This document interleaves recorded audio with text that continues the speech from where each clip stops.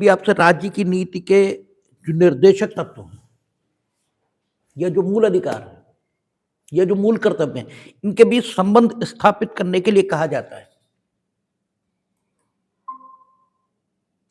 यानी अगर आपके सामने सवाल ये है कि राज्य की नीति के निर्देशक तत्व, मूल अधिकार और मूल कर्तव्य, इनके बीच क्या संबंध है, ये प्रश्न पूछा गया, तो सबसे पहले जो आपको लिखना है वो कि राज्य की नीति के जो निर्देशक तत्व हैं वो राज्य की नीति के निर्देशक तत्व हैं, वो तो ठीक ही है, और जो जुडिशियल व्यू उनके संबंध में आया है, जिसे केशवानंद भारती में कहा दोनों में समन्वय है। ये कहा कि पॉजिटिव ऑब्लिगेशन है, ठीक है, उस आदर्श की ओर बढ़ने का प्रयास किया गया है जो आदर्श प्रियम्बल में अभिव्यक्त हुआ। इसकी पॉजिटिव जिम्मेदारी, सकारात्मक काम करने का कर्तव्य क्योंकि रखा गया है directive principle of the state policy में, इसीलिए उन्हें राज्य की नीति का निर्देशक तत्व तो ये कहा है। तो ये सारी बातें तो आप लिखेंगे ही लिखेंगे। इसके साथ साथ आप जो एग्जाम्पल्स देते हैं, ठीक है, एग्जाम्पल्स यानी वाकई इन्हें राज्य की नीति का निर्देशक तत्व तो माना गया है।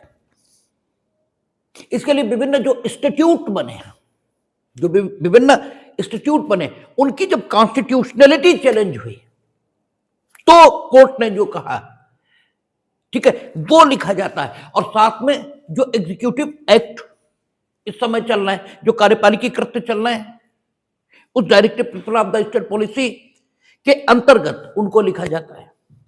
जैसे आर्टिकल 47 कहता है कि लोक स्वास्थ्य, इसका ध्यान रखा जाएगा। जो मादक पदार्थ हैं वो औषधि प्रयोजनों से भिन्न प्रयोजनों से अगर उपयोग किए जा रहे हैं तो उनको रोकने का प्रयास ये स्टेट करेगा। ये राज्य की नीति का निर्देशक तत्व है। तो जब कभी मादक पदार्थों के व्यापार पर प्रतिबंध लगाने के लिए स्टेट ने इनेक्टमेंट बनाए हैं और उन स्टेट के इनेक्टमेंट को चुनौती दी गई, तो न्यायालय ने जो कुछ कहा आर्टिकल 47 का संदर्भ लेते हुए, ठीक है, उससे यह साबित होता है कि ये राज्य की नीति का निर्देशक तत्व है। क्योंकि अगर राज्य की नीति का निर्देशक तत्व न होता तो विधायिका ने वैसा अधिनियम बनाया नहीं होता। और अगर राज्य की नीति के निर्देशक तत्व और आपका जो फंडामेंटल राइट है इसके बीच कोई संबंध न होता है, तब जब व्यापार की स्वतंत्रता पर प्रतिबंध लगा कि आप इतने घंटे मादक पदार्थों से संबंधित व्यापार करेंगे या आप अमुक दिनों में इसे बंद रखेंगे, तो उस प्रतिबंध को युक्ति संगत न माना होता।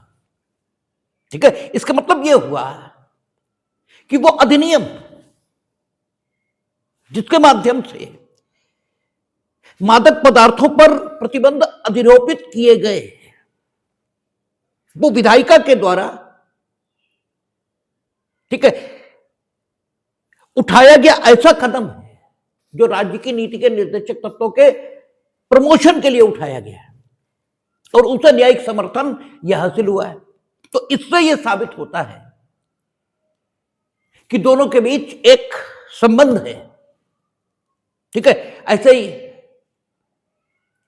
जब हमने आपसे कहा था कि ऑल इंडिया मेडिकल इंस्टीट्यूट में सुपर स्पेशलिटी कोर्सेज में रिजर्वेशन की बात आई है,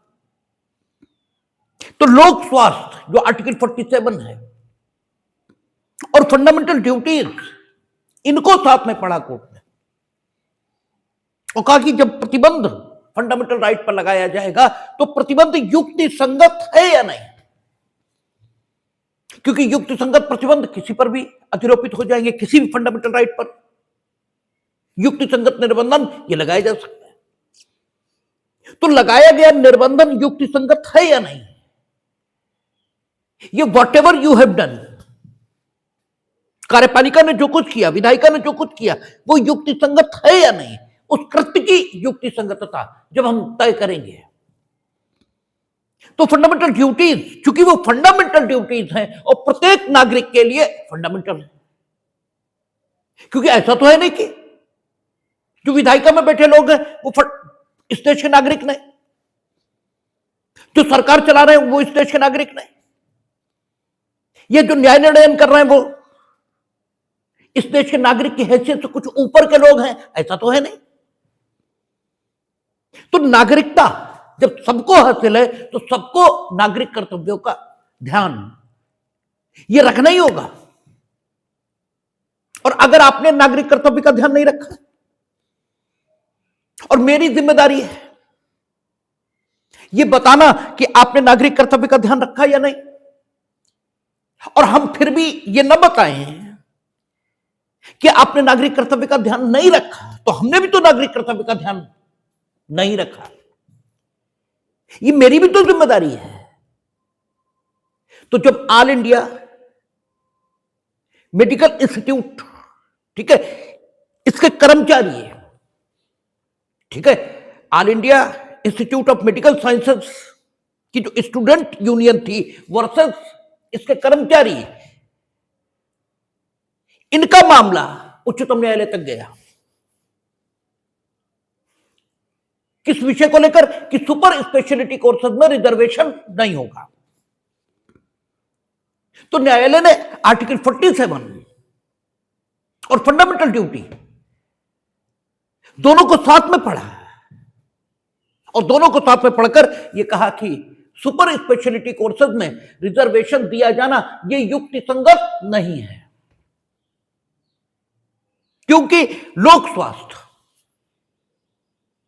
इसके लिए व्यवस्था बनाना ये स्टेट की जो पॉलिसी है, ठीक है, उसको निर्धारित करने के लिए निर्देशक तत्व है, और लोक स्वास्थ्य प्रभावित होगा ही होगा प्रतिकूल रूप से अगर सुपर स्पेशलिटी कोर्सेज में रिजर्वेशन दिया जाएगा, और राष्ट्र उपलब्धि की ऊंचाइयों को छुएगा नहीं अगर सुपर स्पेशलिटी कोर्सेज में रिजर्वेशन दिया जाएगा। तो फंडामेंटल ड्यूटी और directive principle of the state policy इसे एक साथ पढ़कर उन्होंने क्या किया? प्रतिबंध की युक्ति संगतता इसको निर्धारित किया।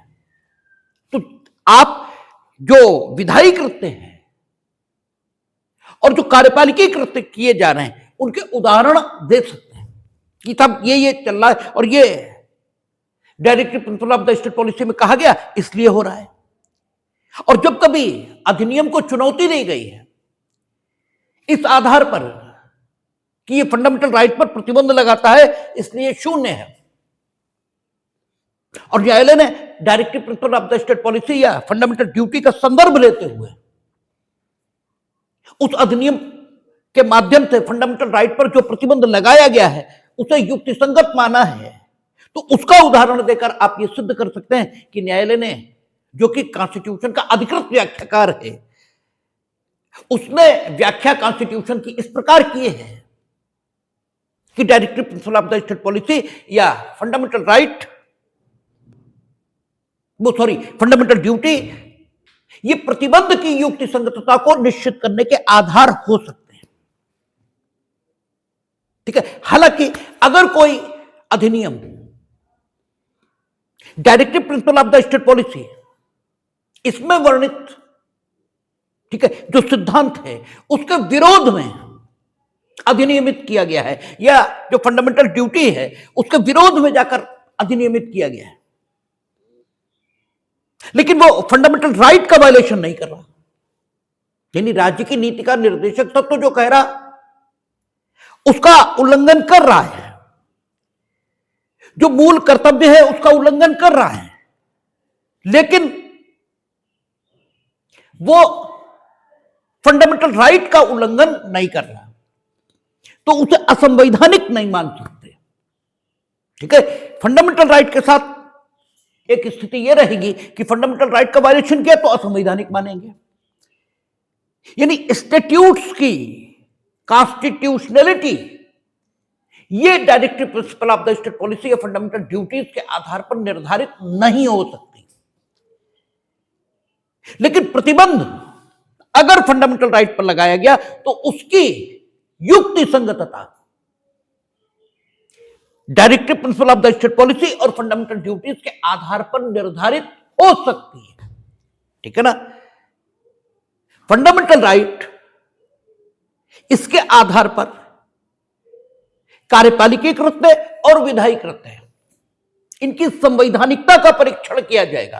अर्थात फंडामेंटल राइट के अगेंस्ट गए, चाहे कार्यपालिकीय कृत्य हो चाहे विधायी कृत्य, तो कार्यपालिकीय कृत्य और विधायी कृत्य असंवैधानिक हैं, अनकॉन्स्टिट्यूशनल हैं, नहीं चलेंगे।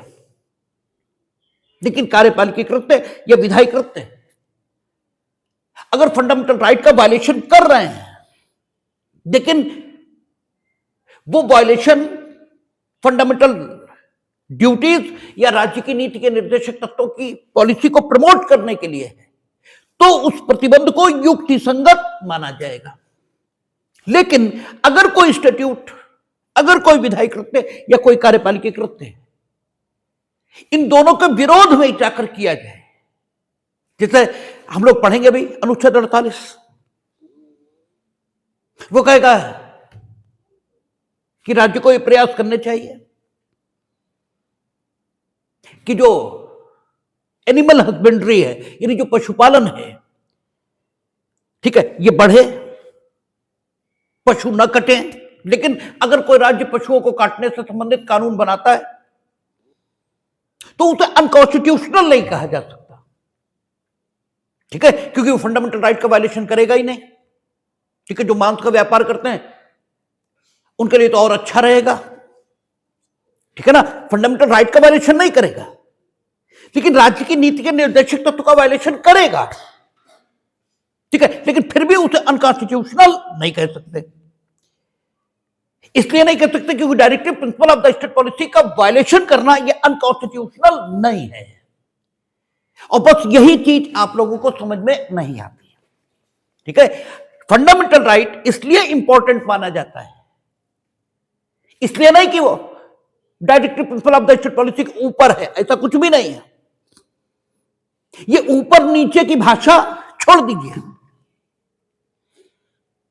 बस सिर्फ इसलिए इंपॉर्टेंट माना जाता है कि अगर उसका वायलेशन हो गया तो चाहे एग्जीक्यूटिव एक्ट और चाहे लेजिस्लेटिव एक्ट वो अनकॉन्स्टिट्यूशनल है, नहीं चलेगा, बात खत्म हो गई। लेकिन चाहे एग्जीक्यूटिव एक्ट है चाहे लेजिस्लेटिव एक्ट है, उसे राज्य की नीति के निर्देशक तक तो इसका वायलेशन हुआ, या फिर मूलभूत कर्तव्य इसका वायलेशन हुआ, लेकिन फंडामेंटल राइट का वायलेशन नहीं हुआ। ठीक है, तो आपका कृत्य असंवैधानिक नहीं माना जाएगा। ठीक है, अनकॉन्स्टिट्यूशनल नहीं माना जा सकता। फंडामेंटल राइट और directive principle of the state policy और फंडामेंटल ड्यूटी, इसके बीच संबंध क्या है? तो संबंध यह है कि अगर फंडामेंटल राइट इस पर कोई प्रतिबंध किसी कार्यपालिकीय कृत्य या विधायी कृत्य के माध्यम से लग रहा है, तो अनुच्छेद 13 की भाषा अगर देखें तो उसे असंवैधानिक हो जाना चाहिए। ठीक है, क्योंकि वहां कहता है कि जिस मात्रा तक विरोध में है उस मात्रा तक शून्य हो जाएगा। तो अगर आर्टिकल 43 की आर्टिकल 13 की भाषा को देखें तो उसे शून्य हो जाना चाहिए। लेकिन चूंकि राज्य की नीति के निर्देशक तत्व ये भी मौजूद है और फंडामेंटल ड्यूटी ये भी मौजूद है, तो हार्मोनियस कॉन्स्टिट्यूशन का लॉ ये कहता है कि जब विरोधी प्रोविजन मौजूद हैं तो फिर ऐसे उनका अर्थान्वयन हो कि सब, ठीक है, समान रूप से लागू हो सके। तो फिर यहां पर जो अर्थान्वयन होगा वो ऐसे कि फंडामेंटल राइट भी बना रहे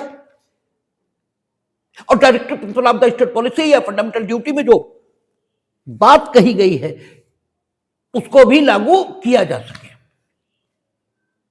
ठीक है, समानता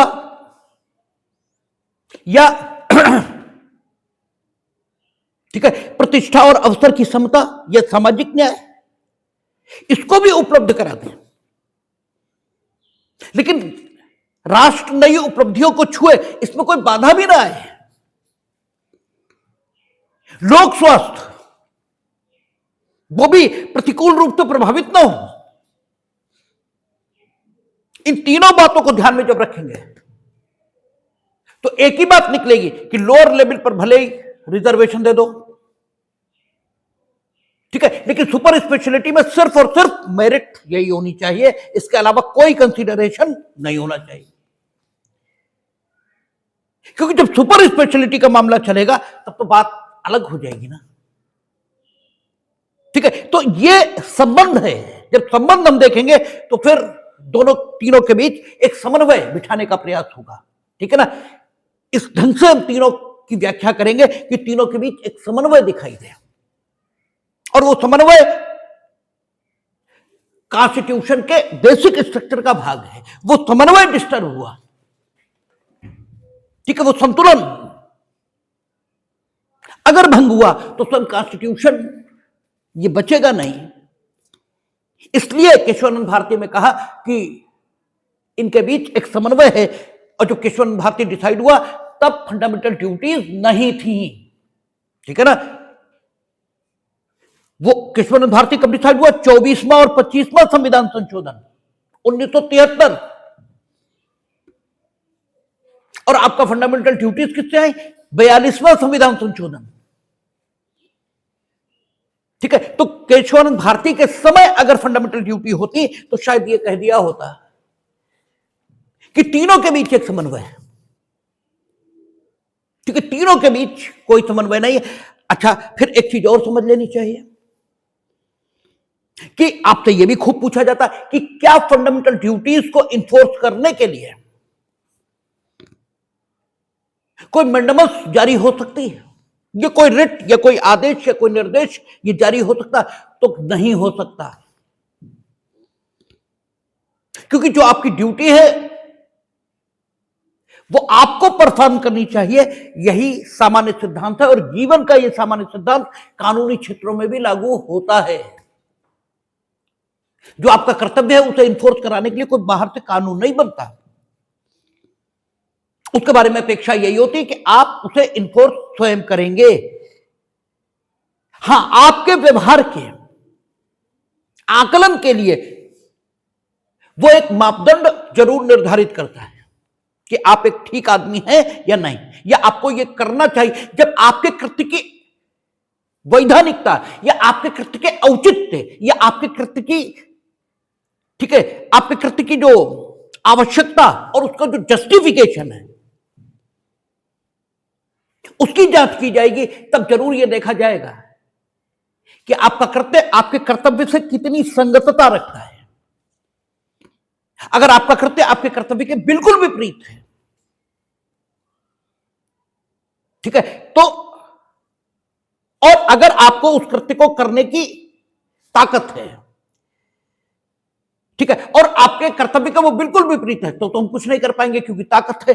तब हम सिर्फ इतना ही कह पाएंगे कि आप एक बदतमीज आदमी है, ठीक आदमी नहीं है,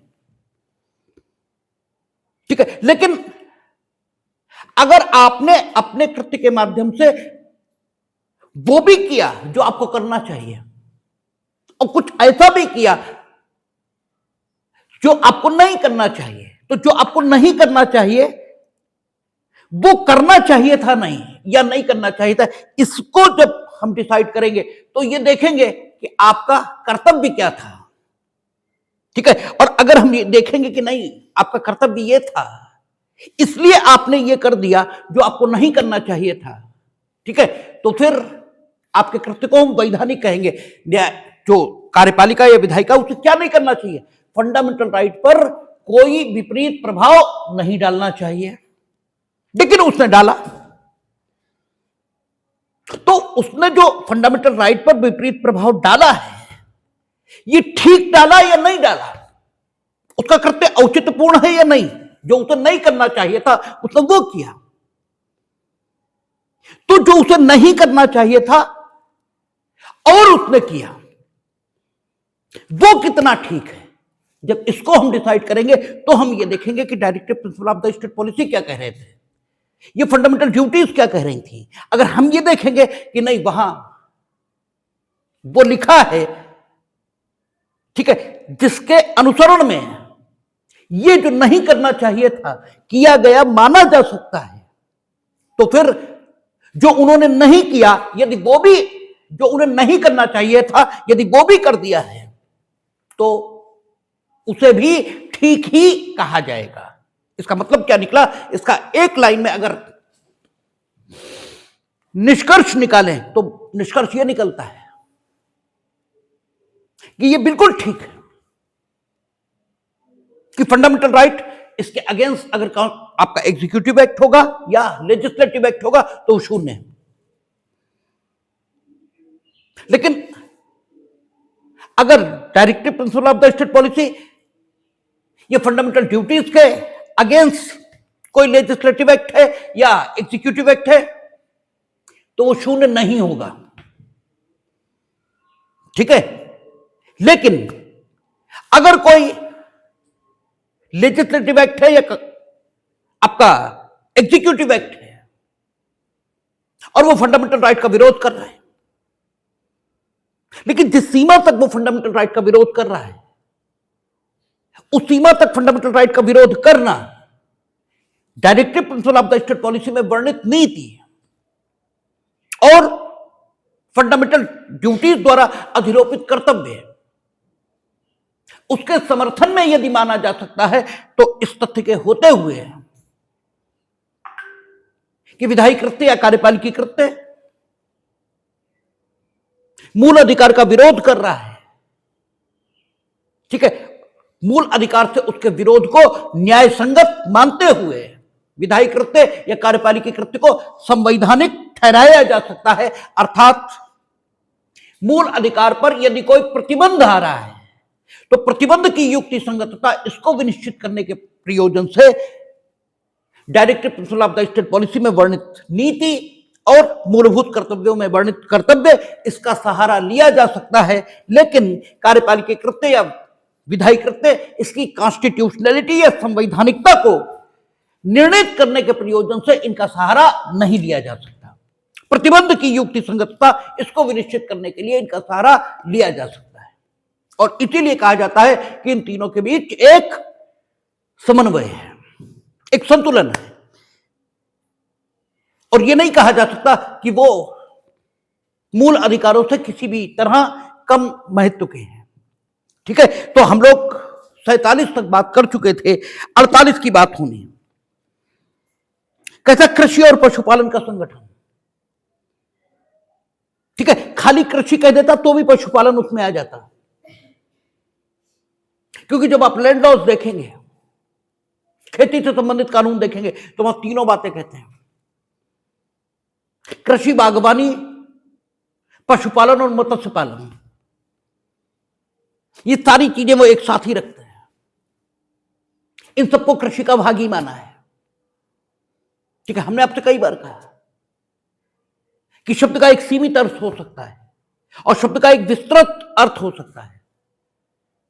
कृषि सुधार, तो कृषि सुधार इसका मतलब यह भी हो सकता है कि संपूर्ण कृषि की प्रक्रिया में सुधार,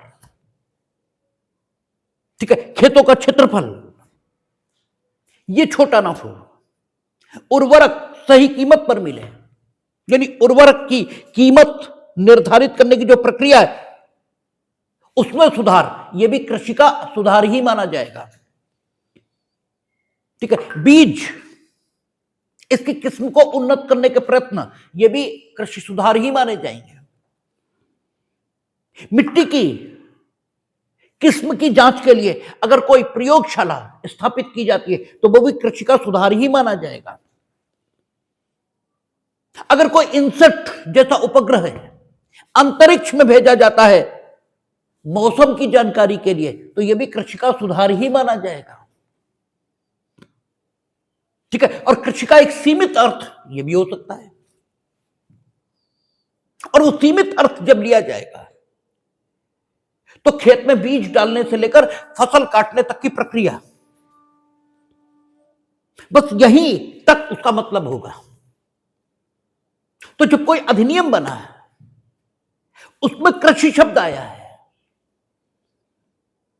ठीक है, और वो व्यापार पर किसी प्रकार का प्रतिबंध यह अधिरोपित कर रहा है, यानी व्यापार करने की स्वतंत्रता, इस पर किसी प्रकार का कोई प्रतिबंध यह अधिरोपित कर रहा है, ठीक है। अब उस प्रतिबंध की युक्ति संगतता ये विनिश्चित करनी है, और वो जो कृत्य है यानी वो जो कानून है उसका संबंध कृषि से जुड़ सकता है, ठीक है ना, कृषि से जुड़ सकता है, लेकिन वो व्यापार की स्वतंत्रता पर प्रतिबंध लगा रहा है। जैसे हमने ये कहा कि आप क्या करेंगे, भूसा ये एक जिले से ले जाकर दूसरे जिले में नहीं बेचेंगे, ठीक है। आप कृषि संबंधी उपज ये एक जिले से ले जाकर दूसरे जिले में नहीं बेचेंगे, ठीक है। ऐसा कुछ हमने कहा, यह व्यापार की स्वतंत्रता पर प्रतिबंध है, ठीक है। आप व्यापार की स्वतंत्रता पर कोई प्रतिबंध नहीं लगा सकते, और हमने कानून या कार्यपालिकी कृत्य के माध्यम से, कार्यपालिकी कृत्य के माध्यम से तो हालांकि ऐसा किया भी नहीं जा सकता, क्योंकि आपको मालूम है कार्यपालिकी कृत्य कभी भी लोगों के अधिकारों पर प्रतिबंध नहीं लगा सकते, लोगों को अधिकार दे सकते हैं, प्रतिबंध नहीं लगा सकते। तो कोई ना कोई कानून होगा जिसके माध्यम से हम ऐसा कहेंगे। अब वो व्यापार की जो स्वतंत्रता है उस पर प्रतिबंध अधिरोपित कर रहा है। तो अगर यह पाया गया कि भूसे का एक जिले से दूसरे जिले में जाना यह कृषि के लिए हानिकर है, अगर यह पाया गया कि एक जिले से कृषि उपज का दूसरे जिले को जाना यह खेती के लिए इन लॉन्ग टर्म हानिकर है, तो भले ही यह व्यापार की स्वतंत्रता पर प्रतिबंध हो, लेकिन इसको युक्तिसंगत माना जाएगा, क्योंकि अनुच्छेद 48 यह राज्य को निर्देश दे रहा है कि राज्य कृषि और पशुपालन को आधुनिक और वैज्ञानिक प्रणालियों से संगठित करने का प्रयास करेगा, आधुनिक और वैज्ञानिक प्रणालियों से, ठीक है, संगठित करने का प्रयास करेगा, ठीक है। तो आधुनिक और वैज्ञानिक प्रणालियों से संगठित करने का प्रयास करेगा, इसका मतलब कृषि का प्रमोशन, ये directive principle of the state policy इसके द्वारा घोषित नीति है, ठीक है। उसने कहा कि वैज्ञानिक और आधुनिक प्रणालियों से संगठित करने का प्रयत्न करेगा, और विशिष्टतया गायों और बछड़ों तथा अन्य दुधारू और वाहक पशुओं की नस्लों के परिरक्षण और सुधार के लिए और उनके वध का प्रतिषेध करने के लिए कदम उठाएगा, ठीक है। तो चूंकि यहां पर यह कहा कि आधुनिक और वैज्ञानिक प्रणालियों से कृषि का संगठन करने का प्रयास करेगा, इसका मतलब कृषि को संरक्षण देने की बात यह हुई है आर्टिकल 48 में। तो अगर यह देखा जाए कि इस पर्टिकुलर समय पर कृषि से संबंधित जो व्यापार है उन पर प्रतिबंध लगाया जाना युक्ति संगत है, ठीक है। तो भले ही प्रतिबंध लगाने के लिए जो कानून बनाया जाएगा वो व्यापार की स्वतंत्रता पर प्रतिबंध लगाए, लेकिन फिर भी आर्टिकल 48 की लाइट में उसे रीजनेबल मानेंगे, ठीक है। जब आप पशुओं के वध पर प्रतिबंध लगाएंगे तो ये मांस का व्यापार करने वाले लोगों के फंडामेंटल राइट के खिलाफ जाएगा। जब आप ये कहेंगे कि उनकी नस्ल का सुधार होगा, यहां तक तो मांस का व्यापार करने वालों के अधिकार प्रभावित नहीं होते हैं, लेकिन जब आप ये कहेंगे कि पशुओं के वध का प्रतिषेध ये करेंगे, तो फिर तो मांस का व्यापार करने वाले लोगों के अधिकार प्रभावित हो सकते हैं। यद्यपि केवल जो दुधारू पशु हैं या जो उस ढंग के पशु हैं उन्हीं का वध मांस के लिए नहीं किया जाता, मुर्गे मुर्गी इनका भी किया जाता है, ठीक है, लेकिन फिर भी पार्शियली, आंशिक रूप से यह व्यापार की स्वतंत्रता पर प्रतिबंध लगाएगा। लेकिन इसके बाद भी directive principle of the state policy में चूंकि ऐसा कहा है कि प्रतिबंध, ठीक है, पशुओं के वध के प्रतिषेध का प्रयास करेगा, ठीक है, ये चूंकि कहा है, तो अगर पशुओं के वध का प्रतिषेध करने वाला कोई कानून बनाया जाता है तो फंडामेंटल राइट जो कि व्यापार की स्वतंत्रता के संबंध में है, उस पर इस प्रतिबंध के द्वारा प्रतिबंध लगने के बावजूद इस प्रतिबंध को युक्तिसंगत माना जा सकता है। अब देखना यह पड़ेगा कि जो पशुओं के वध का प्रतिषेध किया, ठीक है, वो कितना युक्तिसंगत है, यानी प्रतिबंध की युक्तिसंगतता विनिश्चित करने के लिए आर्टिकल 48 का उपयोग हो सकेगा। पूर्ण प्रतिबंध यह भी ठीक माना जा सकता है और यह भी हो सकता है कि पूर्ण प्रतिबंध उचित न माना जाए, आंशिक प्रतिबंध उचित माना जाए, ठीक है ना।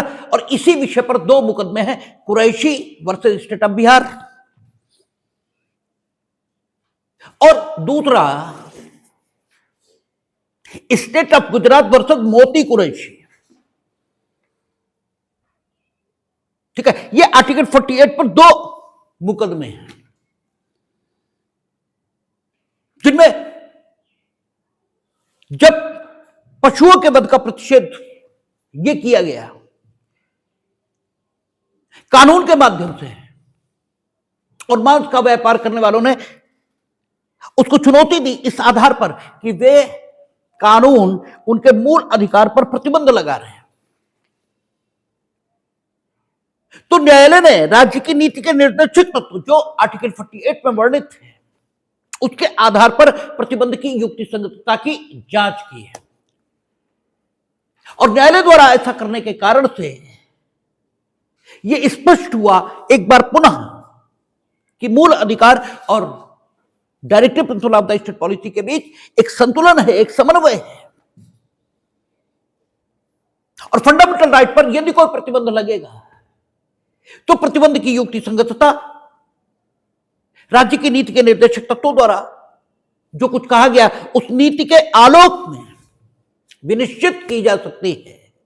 और दोनों के बीच फर्क यह है कि अगर directive principle of the state policy इसका वायलेशन करते हुए कोई कानून बनाया जाए तो उसे अनकॉन्स्टिट्यूशनल नहीं कहा जा सकता, जबकि फंडामेंटल राइट के साथ यह स्थिति नहीं रहेगी। हां, यह ठीक है कि फंडामेंटल राइट पर कोई प्रतिबंध लगाया जाए तो प्रतिबंध की युक्तिसंगतता इससे यानी राज्य की नीति के निर्देशक तत्वों के आधार पर विनिश्चित हो सकती है। तो यह बात समर्थन पाती है, इसलिए हम इन दोनों मुकदमों का उल्लेख करते हैं। मोती वर्सेस स्टेट ऑफ बिहार, उसमें उन्होंने इसको ऐसे पढ़ा कि उन्होंने कहा कि राज्य कृषि और पशुपालन को आधुनिक और वैज्ञानिक प्रणालियों से संगठित करने का प्रयास करेगा, कृषि को भी और पशुपालन को भी आधुनिक और वैज्ञानिक प्रणालियों से संगठित करने का प्रयास करेगा, दोनों क्षेत्रों को, कृषि को भी और पशुपालन को भी। आगे क्या कहा? आगे कहा और विशिष्टतया गायों और बछड़ों तथा अन्य दुधारू और वाहक पशुओं, ठीक है ना, का गायों और बछड़ों तथा अन्य दुधारू और वाहक, बछड़ा भी वाहक है, वाहक पशु है, ठीक है ना, और गाय दुधारू पशु है, तो का गायों और बछड़ों तथा अन्य दुधारू और वाहक पशुओं की नस्लों के परिरक्षण और सुधार के लिए। अब सवाल यह पैदा हो गया कि गाय एक उम्र तक दुधारू है, उसके बाद दुधारू नहीं है और इसीलिए गायों के मारे मारे घूमने की समस्या पैदा हो रही। लोग तो बड़े आसानी से हाथ छोड़ लेते ना, मोदी योगी ने छुड़वा ली, तो मोदी योगी छोड़ने आए थे ना गाय, ठीक है, गाय तो आपने ही छोड़ी, उन्होंने थोड़ी छोड़ दी, ठीक है। तो लेकिन है, लोग हैं अपना, अपने आप करेंगे और दोष दूसरों के ऊपर रखेंगे, ये मानव की स्वाभाविक आदत है, तो वो कर रहा है अपने, ठीक है ना। तो जो बछड़ा है ये भी एक उम्र तक, ठीक है, वाहक पशु रहेगा,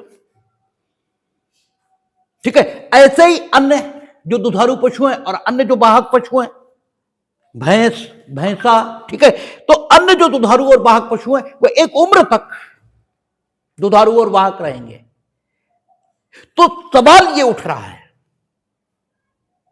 कि यहां कहा कि विशिष्टतया गायों और बछड़ों तथा अन्य दुधारू और वाहक पशुओं की नस्लों के परिरक्षण और सुधार के लिए और उनके वध का प्रतिषेध करने के लिए कदम उठाएगा, ठीक है। तो उनके नस्ल का परिरक्षण इसके करने के लिए स्टेट कदम उठाए, यहां तक तो बात ठीक है, यहां तक तो कोई दिक्कत ही नहीं, लेकिन उनके वध का प्रतिषेध करने के लिए राज्य कदम उठाएगा। इसका क्या अर्थ हुआ? क्या इसका अर्थ यह है कि गाय और बछड़े या अन्य दुधारू पशु और अन्य वाहक पशु जब तक दुधारू और वाहक बने रहें, केवल तब तक राज्य उनके वध के प्रतिषेध के लिए कदम उठा सकता है? क्या इसका अर्थ यह है?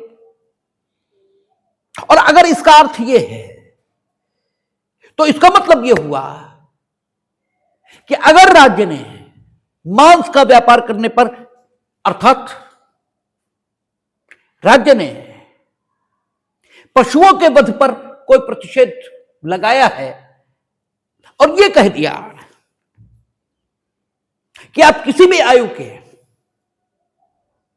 ठीक है, पशु का वध नहीं करोगे, ठीक है, तो यह मांस के व्यापार पर अयुक्त संगत प्रतिबंध है। क्यों? इसलिए क्योंकि पशु के वध पर प्रतिषेध वहीं तक हो सकता है जहां तक वो वाहक और दुधारू बना हुआ है, ठीक है, उसके बाद नहीं हो सकता,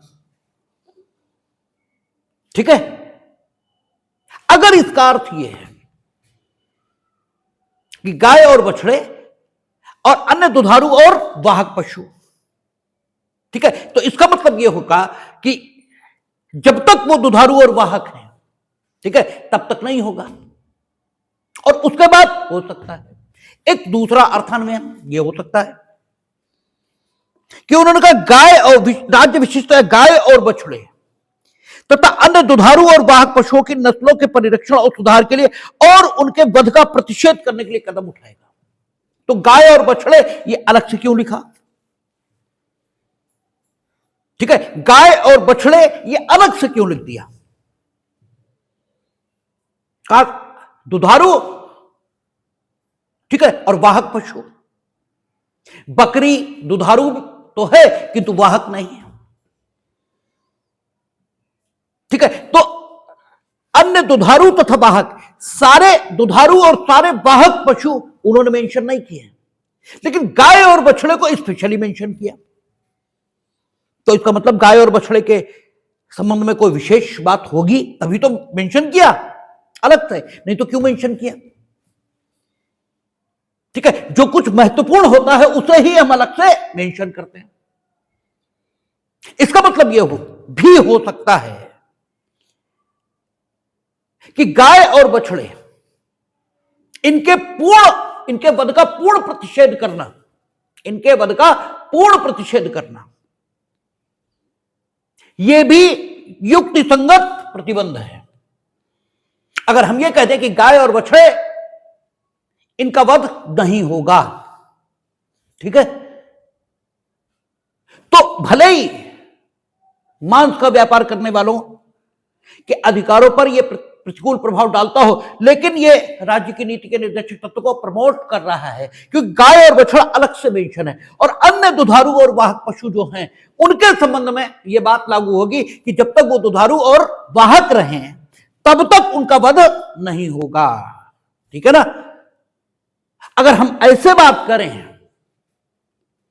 तो भी यह नहीं कहा जा सकता कि व्यापार की स्वतंत्रता पर जो प्रतिबंध लगाया गया वो अयुक्ति संगत है, तब भी नहीं कहा जा सकता, ठीक है ना। तो इन दोनों अर्थान्वयनों में से कौन सा अर्थान्वयन ग्राह्य हो, ठीक है ना। और सीधी सी बात है कि जब हम इस ढंग से सोचते हैं तो एक सीधी बात निकल आती है कि कानून चूंकि व्यवस्था बनाने के लिए बनाया गया है, तो हमें कानून का वो अर्थान्वयन स्वीकार करना चाहिए जो व्यवस्था को अधिकतम मात्रा में बनाए। तो अगर हम वो अर्थान्वयन करें कि गाय और बछड़े और अन्य दुधारू तथा वाहक पशु ये सिर्फ तब तक वध से सुरक्षित रहेंगे जब तक वे दुधारू और वाहक बने हुए हैं, तो समाज में अशांति हो जाने की संभावना है। ठीक है, तब समाज में अशांति होने की संभावना है। आप गाय का वध करोगे तो लोग तो छोड़िए भाई, हम भी चुप नहीं रह सकते। ठीक है हमारे सेंटिमेंट्स हैं उसके साथ, हम भी चुप नहीं रहेंगे। ठीक है, आप गाय और बछड़े का वध नहीं कर सकते। ठीक है, लेकिन मोती वर्सेस स्टेट ऑफ बिहार, इसमें यही डिसाइड हुआ था कि गाय बछड़े सहित जितने भी दुधारू और वाहक पशु हैं सबका वध सिर्फ तब तक प्रतिषिद्ध रहेगा जब तक कि वे दुधारू और वाहक बने हुए हैं। 16 वर्ष की आयु ये कहा था, लेकिन कालांतर में फिर गया मसला और स्टेट ऑफ गुजरात वर्सेस मोती कुरैशी में जो डिसाइड हुआ है वो यही डिसाइड हुआ कि गाय और बछड़े, चूंकि स्पेशली मेंशन किया, ठीक है, कहा गाय और बछड़े और अन्य दुधारू तथा वाहक पशु, इनके वध का प्रतिषेध करने का प्रयास यह राज्य करेगा। ठीक है ना। अब चूंकि गाय और बछड़े को स्पेशल अटेंशन दिया है तो वो स्पेशल अटेंशन इसीलिए दिया होगा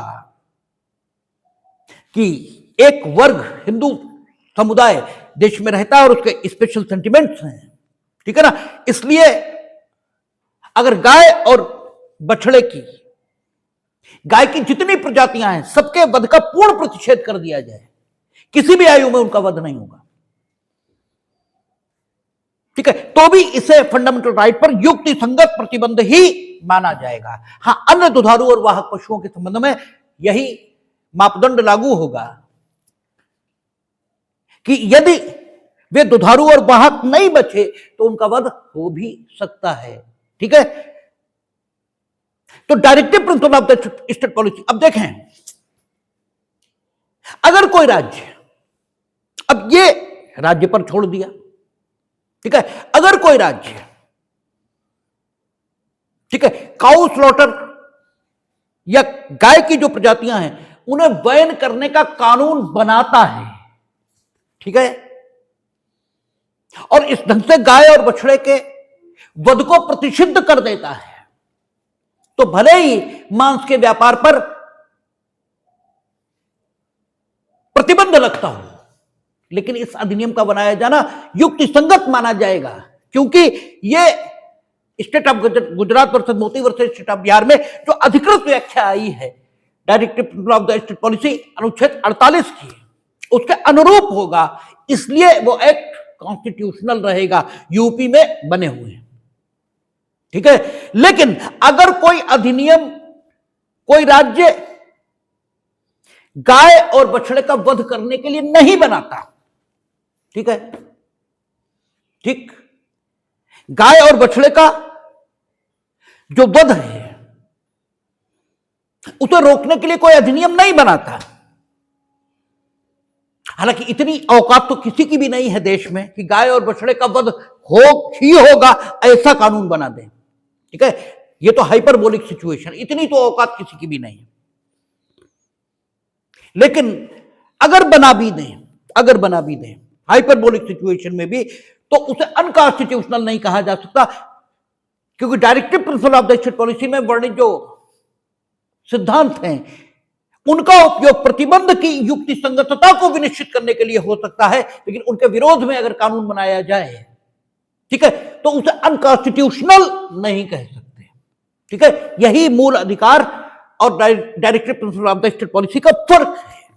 ठीक है ना, तो आप देखते हैं कि यूपी में काऊ स्लॉटर बैन है, गुजरात में काऊ स्लॉटर बैन है, लेकिन बंगाल में काऊ स्लॉटर चालू है, पूर्वोत्तर में काऊ स्लॉटर चालू है, केरल में काऊ स्लॉटर चालू है। ठीक है, वो प्रतिबंध नहीं लगा रहे तो कुछ नहीं किया जा सकता। लेकिन अगर राज्य लगाए तो उसे व्यापार पर मांस के एक युक्तिसंगत प्रतिबंध माना जाएगा। ठीक है, तो ये अनुच्छेद 48 कृषि और पशुपालन के संबंध में। 48A कहता है पर्यावरण का संरक्षण तथा संवर्धन और वन तथा वन्य जीवों की रक्षा। हालांकि पर्यावरण जब कह दिया तो उसमें वन और वन्य जीव आ गए, क्योंकि आपको मालूम है एक भी जीव पृथ्वी पर अगर नहीं रहेगा तो मानव भी नहीं रहेगा, ये बिल्कुल तय है। ठीक है, मानव को अगर अपना अस्तित्व बचाना है तो हर जीव का रहना जरूरी है। ठीक है, क्योंकि फूड साइकिल है, खाद्य श्रृंखला है, अगर उसमें से एक भी हट गया तो पूरी खाद्य श्रृंखला डिस्टर्ब हो जाएगी और मानव का अस्तित्व या किसी का भी अस्तित्व नहीं बचना है। तो जब पर्यावरण कह दिया तो अलग से कहने की कोई जरूरत नहीं, लेकिन वन तथा वन्य जीवों पर संकट है इसलिए अलग से मेंशन किया है। तो कहा कि राज्य देश के पर्यावरण के संरक्षण तथा संवर्धन का और वन तथा वन्य जीवों की रक्षा का करने का प्रयास करेगा। न सिर्फ संरक्षण बल्कि संवर्धन भी। संरक्षण का मतलब होता है जो पहले से हमें प्राप्त है सिर्फ उसका संरक्षण करेंगे, अपनी ओर से कुछ बढ़ाएंगे नहीं। और संवर्धन का मतलब कि जो पिछला मिला उसे संरक्षित करेंगे और आगे संवर्धित करेंगे। और इस आर्टिकल 48A को अनुच्छेद 21, 39E, 47 इसके साथ पढ़ा है कोर्ट ने। का अनुच्छेद 21 में प्राण की स्वतंत्रता, वो फंडामेंटल राइट है। ठीक है, और प्राण की स्वतंत्रता का मतलब सिर्फ एनिमल एग्जिस्टेंस नहीं है कि बीमारियों से ग्रसित शरीर, ठीक है, ऐसी बीमारियों से कि हम मरेंगे तो नहीं, लेकिन वो जीना तो नहीं कह सकते। सांस के लिए शुद्ध वायु उपलब्ध नहीं है। ठीक है, एलर्जी क्योंकि हमें है तो उसमें कितनी दिक्कत होती है ये हमें मालूम है। ठीक है, आप ऐसी अशुद्ध वायु ये विद्यमान है और उसे रोकने का कोई प्रयास आप नहीं कर रहे, जिसके कारण से एलर्जी के पेशेंट को सांस लेने में दिक्कत आ रही, मर नहीं रहा हो लेकिन जी रहा है, ऐसा भी नहीं कह सकते। तो उसका फंडामेंटल राइट है, उस पर युक्ति संगत प्रतिबंध ये लग सकता है, सही है, युक्ति संगत। और प्रतिबंध अगर आपने लगाया तो युक्ति संगतता विनिश्चित करने के लिए directive principle of the state policy का उपयोग हो सकता है। तो 39E 47 है, कहता लोक स्वास्थ्य। ठीक है, 39E और F, ठीक है, वो कह रहे थे सुकुमार अवस्था का दुरुपयोग न हो नागरिकों की। ठीक है, वैसी बात कह रहे थे। ठीक है, ऐसी स्थितियां ना हो जो उनके स्वास्थ्य और शक्ति के प्रतिकूल हो। ठीक है, कह रहा था स्त्री और पुरुष जो कर्मकार हैं उनके स्वास्थ्य के और शक्ति के प्रतिकूल स्थितियां ना हो। तो उद्योगों में प्रदूषण वहां तो सबसे ज्यादा होता है। ठीक है, सोसाइटी में भी प्रदूषण होता है। तो 39E और 47 कहता है लोक स्वास्थ्य, उसमें श्रमिकों का स्वास्थ्य, जनता का स्वास्थ्य, हर वर्ग का स्वास्थ्य सब शामिल हो जाता है। ठीक है, तो लोक स्वास्थ्य इसे प्रमोट करने का प्रयास करेंगे, ऐसी स्थितियां रखेंगे कि स्त्री और पुरुष कर्मकारों के स्वास्थ्य पर और उनकी शक्ति पर कोई प्रतिकूल प्रभाव ना पड़े। ठीक है, और 48A आपसे यह कह रहा है कि आप क्या करें, वन तथा वन्य जीव पर्यावरण इसके न सिर्फ संरक्षण का प्रयास करें बल्कि संवर्धन का भी प्रयास करें। इसका मतलब यह हुआ कि अनुच्छेद 19 व्यापार की स्वतंत्रता दे रहा है,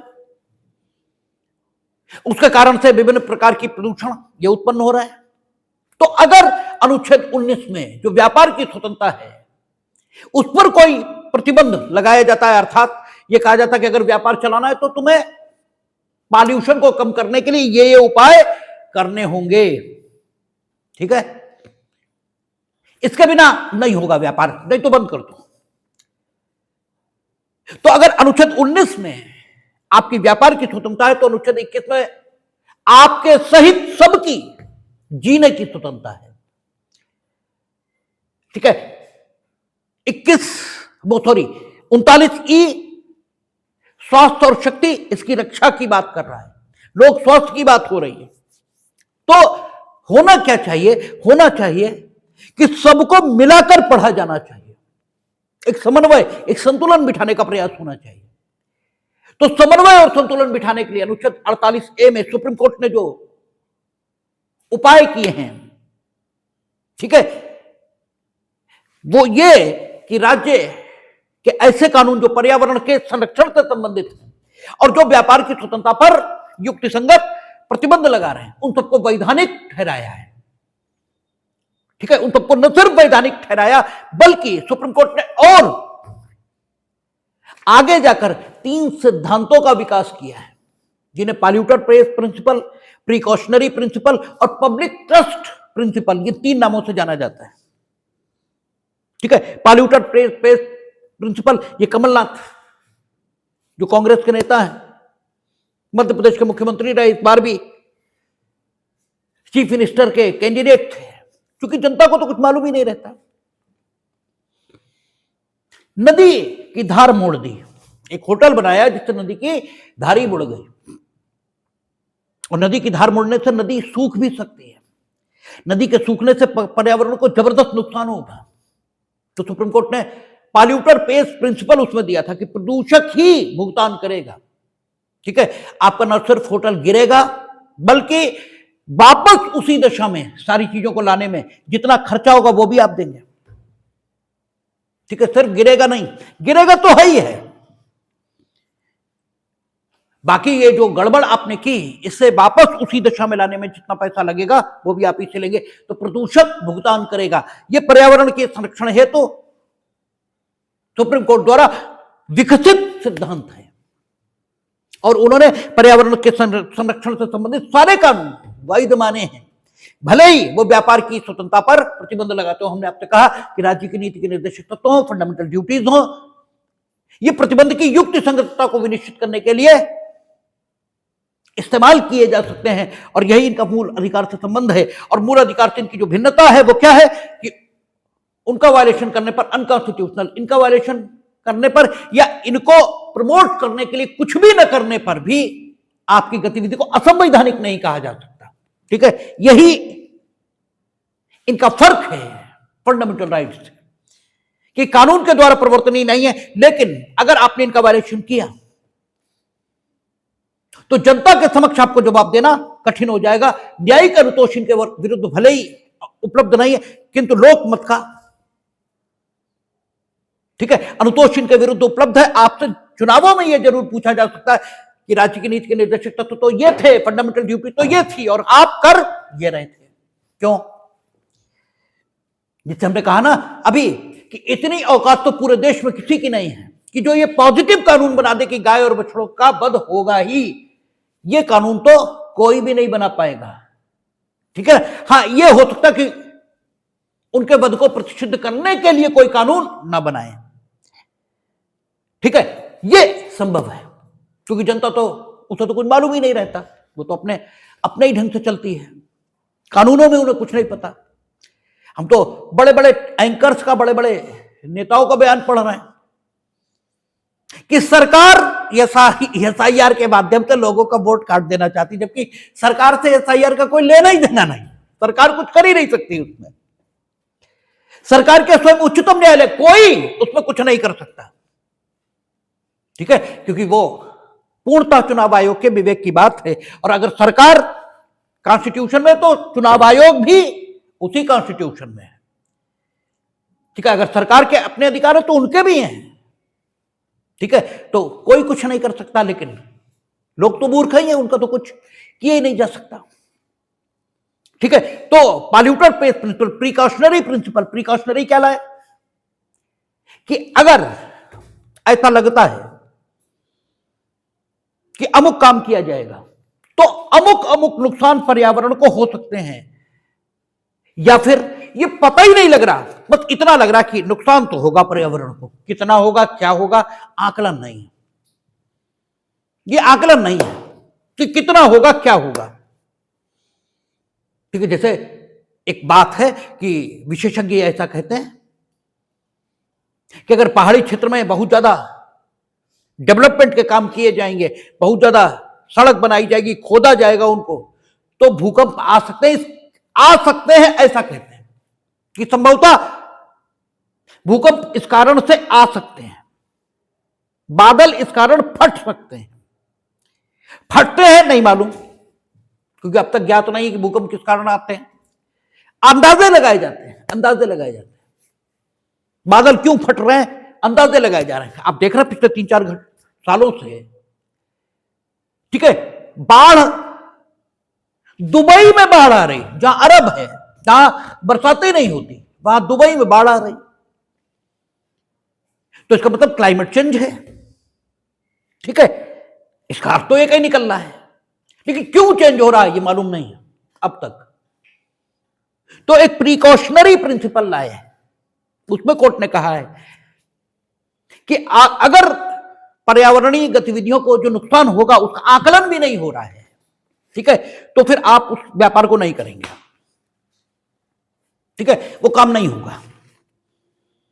उस काम के न होने के संबंध में अगर कोई कानून बनाया जाता है तो वो ठीक है, युक्ति संगत प्रतिबंध है, या सावधानी के साथ, ठीक है, सावधानी के साथ कि मिनिमम नुकसान हो, ठीक है ना। तो एक सस्टेनेबल डेवलपमेंट इन पॉल्यूटर पे प्रिंसिपल, प्रिकॉशनरी प्रिंसिपल और एक पब्लिक ट्रस्ट का प्रिंसिपल लाए हैं।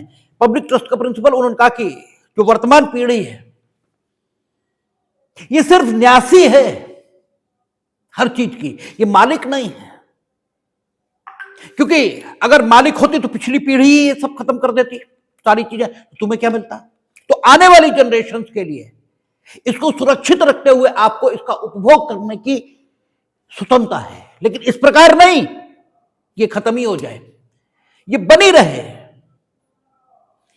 इसका ध्यान रखते हुए भावी पीढ़ियों के लिए उपलब्ध रहे, इसका ध्यान रखते हुए आपको इसका उपभोग करने की स्वतंत्रता है। तो एक प्रिंसिपल ऑफ पब्लिक ट्रस्ट ये लाए हैं कि आप न्यासी हैं, मालिक नहीं।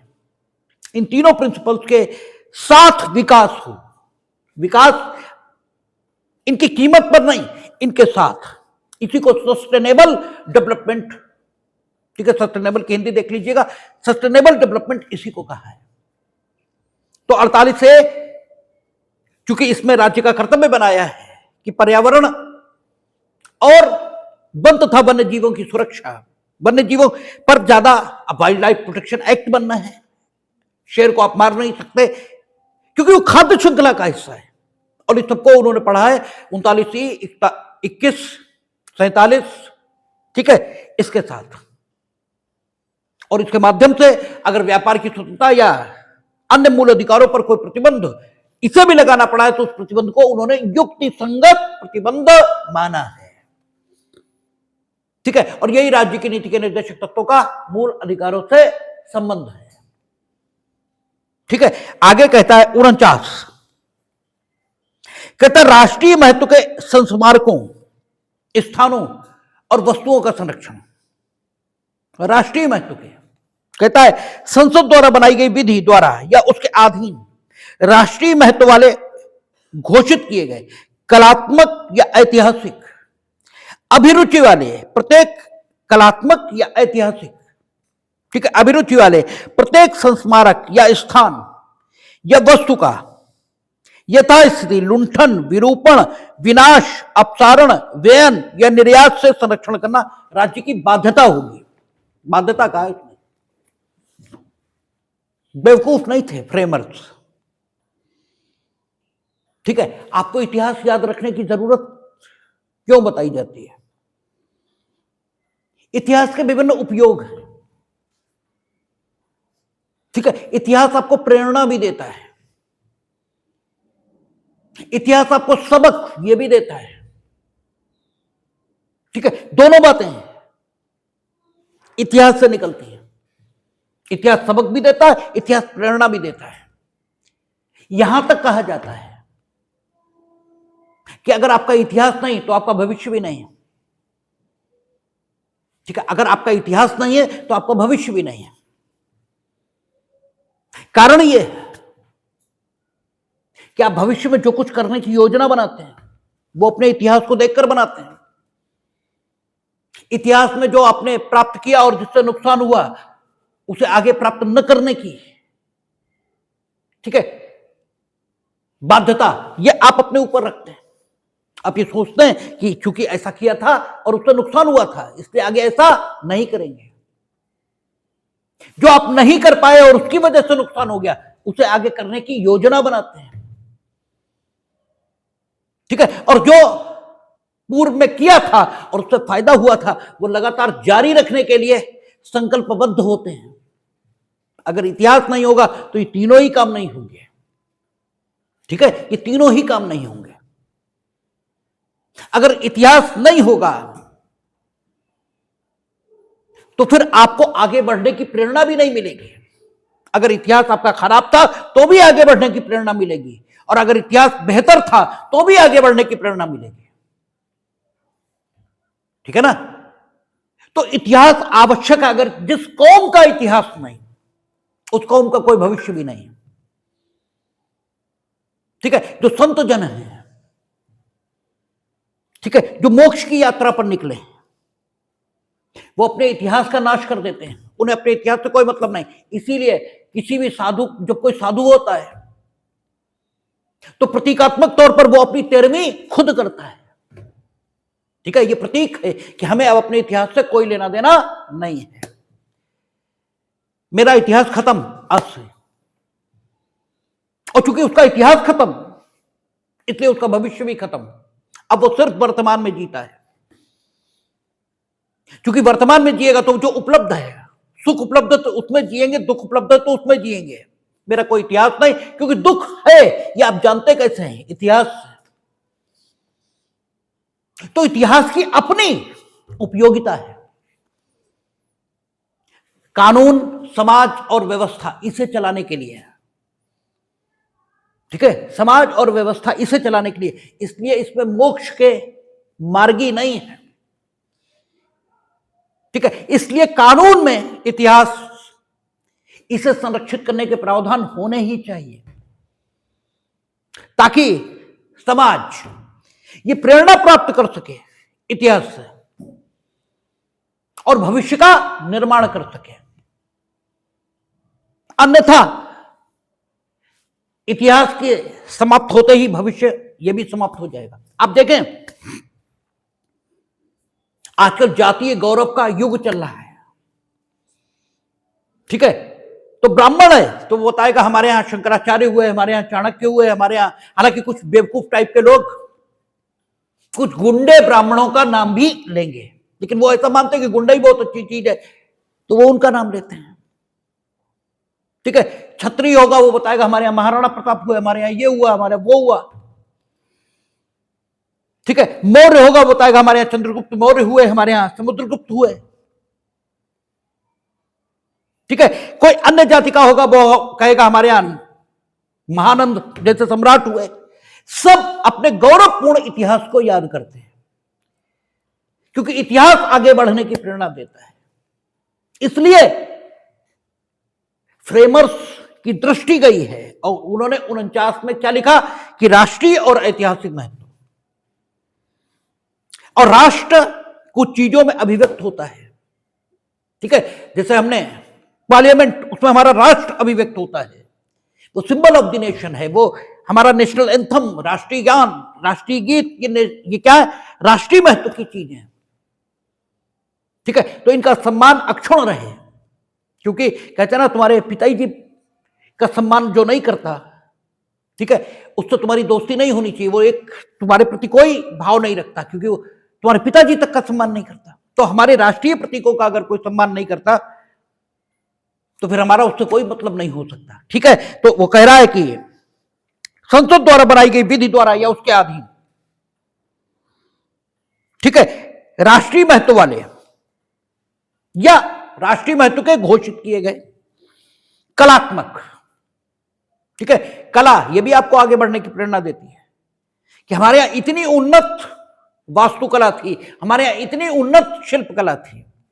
कहते हैं आपका मोहनजोदड़ो और सिंधु घाटी की सभ्यता में जो नगर की योजना है, जो टाउन प्लानिंग है, वैसी टाउन प्लानिंग आज भी नहीं हो रही है, ठीक है। आज भी वैसी टाउन प्लानिंग नहीं हो रही है, ठीक है। तो कलात्मक या ऐतिहासिक अभिरुचि वाले प्रत्येक संस्मारक, ठीक है, या स्थान, तो संस्मारक है या स्थान है, जैसे ये स्थान बुद्ध ने यहां ज्ञान प्राप्त किया था, ठीक है, ये स्थान महावीर ने यहां ज्ञान प्राप्त किया था, ये स्थान है जहां फलाने ऋषि ने तपस्या की थी, उससे हमें प्रेरणा मिलती है, उससे हमें आध्यात्मिक ऊर्जा मिलती है, उससे हमें आगे बढ़ने की, अपने व्यक्तित्व को विकसित करने की, ठीक है, प्रेरणा प्राप्त होती है। तो उनका क्या करेगा, यह वस्तु का यथा स्थिति, लुंठन, स्पॉइलेशन इसे अंग्रेजी में कहते हैं, ठीक है, स्पॉइल, लुंठन माने समय के साथ,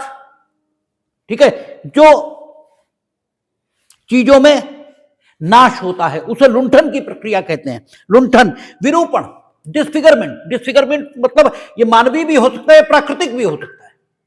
मानवीय आपने प्रकार लिया हो इसे करके उस पर कुछ लिख दिया, ठीक है, ये विरूपण है, डिस्फिगरमेंट आप कर रहे हैं, ठीक है, और ये प्राकृतिक भी हो सकता है। तो लुंठन, विरूपण, विनाश तो खत्म, टोटल, ठीक है।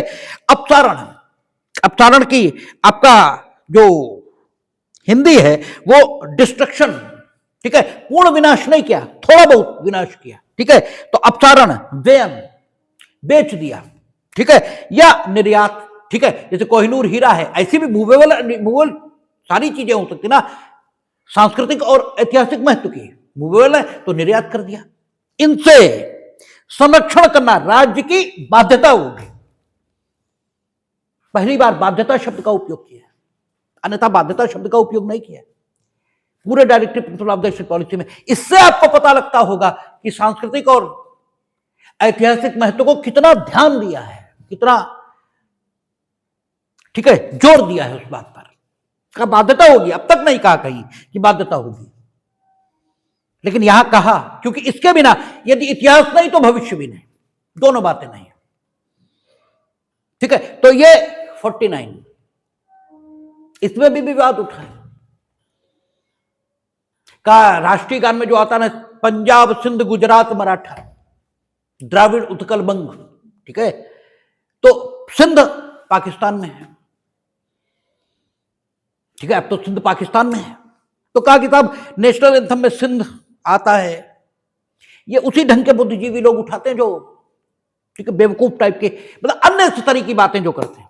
तो कोर्ट ने कहा कि नहीं, नेशनल एंथम, ठीक है, सिर्फ प्रकटीकरण है भावों का, भावनाओं का, इसमें भारत की क्षेत्रीय जो स्थिति है, भारत का की जो टेरिटरी, भारत की जो, ठीक है, राज्य क्षेत्र है भारत का, उसे अभिव्यक्त नहीं किया गया है नेशनल एंथम में, बल्कि एक इमोशन, एक भावना ये उसके प्रति है।